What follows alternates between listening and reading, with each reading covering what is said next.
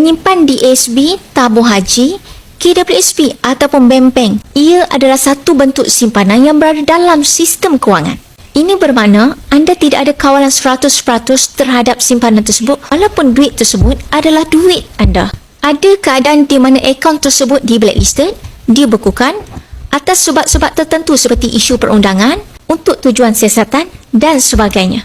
Ini menjadi sebab kenapa sebahagian pemilik bisnes, usahawan, memilih membekukan sebahagian harta mereka kepada emas yang disimpan di tangan. Emas boleh jadi insurans kekayaan dan tali hayat bagi orang bisnes. Sekiranya ada 1 kilo emas dan anda jual kepada Public Gold akan beli dan bayar pada harga RM516,023. Jumlah ini insyaAllah cukup untuk rolling modal bisnes. Jika sayang nak jual, boleh arah nukar emas untuk dapatkan duit pinjaman.